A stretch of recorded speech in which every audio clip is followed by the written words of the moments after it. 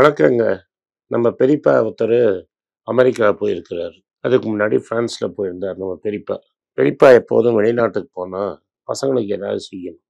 இந்த பெரியப்பா நாட்டுக்கு செய்றாரோ இல்லையோ, முதல்ல பசங்கள நல்லா கவனிக்கணும். பசங்க கவனிச்சா தானே பெரியப்பாவ நாளைக்கு அவங்க கவனிப்பாங்க. பெரியப்பாவோட குறிக்கோளே பசங்கள ஹெல்த்தியா வச்சுக்கிறது தான். பெரியப்பாக்கு மெயினா 2 பசங்க.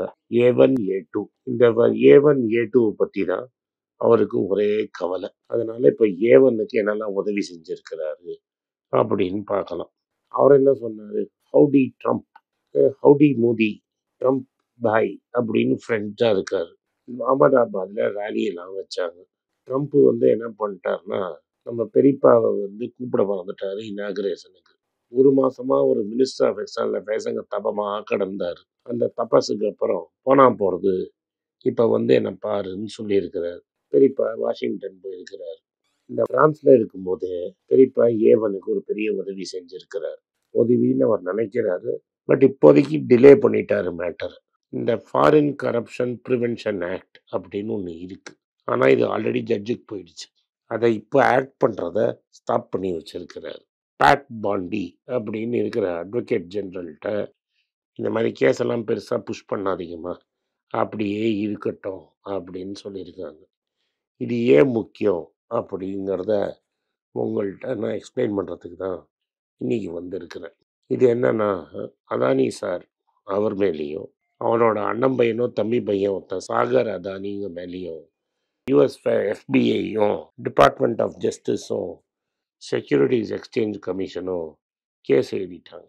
அரெஸ்ட் வாரண்ட் போட்டாங்க. அதனால ஏ2 ஜாலியாக போய் ட்ரம்ப்புக்கு ஒரு பணத்தை கொடுத்துட்டு ஃபோட்டோலாம் பிடிச்சிட்டு வந்துட்டாரு இனாகுரேஷனுக்கு போய். ஆனால் ஏவனால போகவே முடியல. ஏன்னா ஏவன் எங்கேயாவது இறங்கி ட்ரம்ப்பை பார்க்கறதுக்கு போகிற சமயத்தில் டபாக்குன்னு அள்ளி உள்ளே போட்டாங்கன்னு வையி ப்ராப்ளம் ஆகிடும். அதனால ஏவனால் போக முடியவில்லை. அது மட்டும் இல்லை, ஏவனால் இனிமே வந்து அமெரிக்காவில் பாண்ட் இஷ்யூ போட முடியாது. ஏன்னா அமெரிக்கன் இன்வெஸ்டர்ஸுக்கு நீங்கள் முழு உண்மையை சொல்லலை அப்படின்னு தடுத்து நிறுத்திட்டாங்க. அந்தமாதிரி பாண்டு போட முடியாதுன்னு. இந்த $750 மில்லியன் 150 மில்லியனோ 175 மில்லியனோ அமெரிக்கன் இன்வெஸ்டர்கிட்ட நீ வாங்கியிருக்கிற.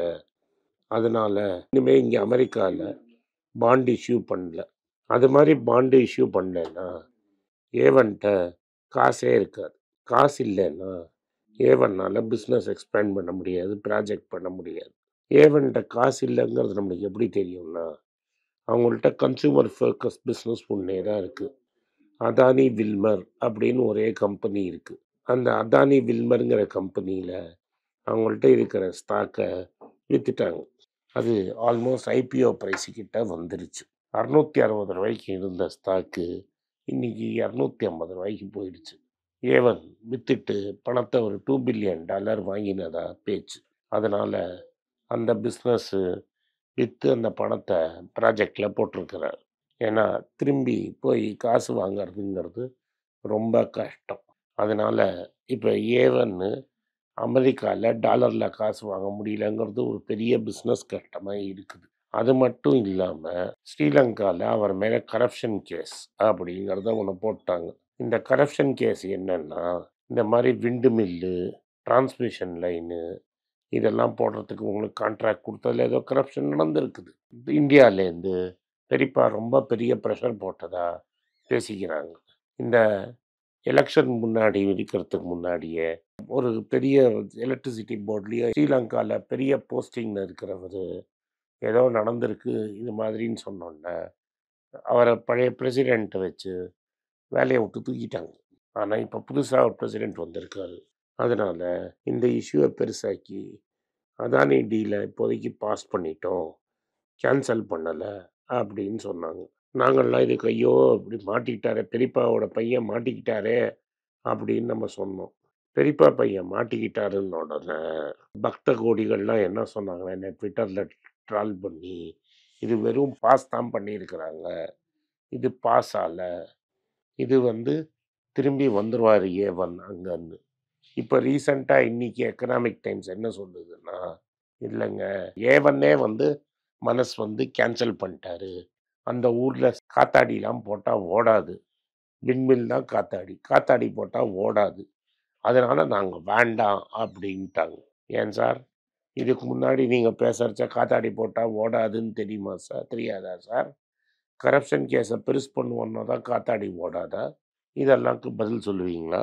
இந்த புது அனுராக் டிசநாயக்கான்னு அவன் என்ன சொல்லிட்டான், என்ன ப்ராப்ளம் ஆச்சு அப்படின்னு க்ளீனாக இன்வெஸ்டிகேட் பண்ணி உண்மையை சொல்லுங்களேன். சரி, இப்படி இருக்கும்போது இந்தியாவில் A2க்கும் A1க்கும் சேர்த்து ஹெல்ப் பண்ணுறதுக்கு ஒரு புது ஆளை அமைச்சிருக்காரு.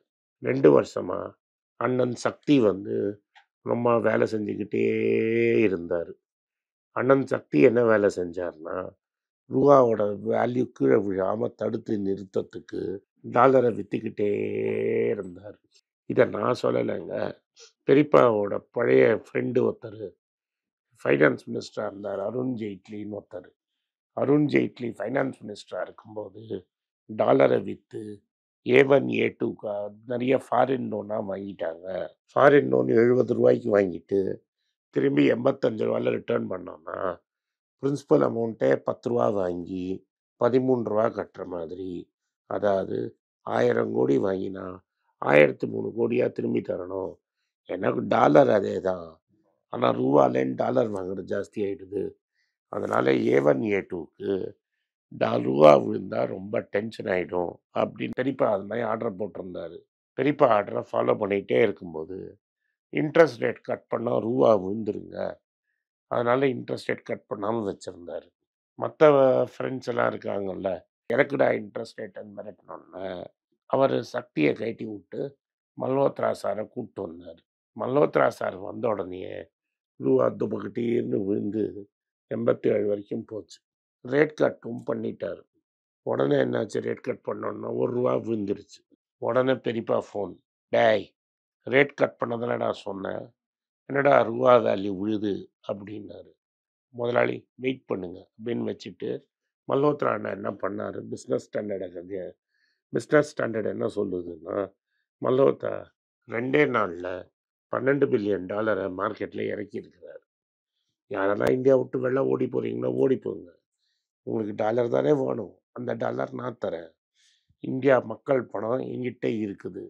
பெரியப்பா ஒன்று தான் சொல்லியிருக்கிறாரு, டாலர் வேல்யூ விழுந்தால் என் ஃப்ரெண்ட்ஸ் A1 A2க்கு ரொம்ப கஷ்டம் அப்படின்னு நம்ம புரிஞ்சுக்கணும். டாலர் வேல்யூ விழுந்தால் என் ஃப்ரெண்ட்ஸ் அன்ஹாப்பியாக இருக்கிறாங்க, A1 A2க்கு ரொம்ப வருத்தமாக இருக்காங்க, அதனால் டாலரை விழாமல் பார்த்துக்குன்னு சொன்னதுனால டபால்னு டாலராக விற்றுட்ருக்கிறார். எவ்வளோ நாளைக்கு விற்க முடியும் இந்த டாலரை?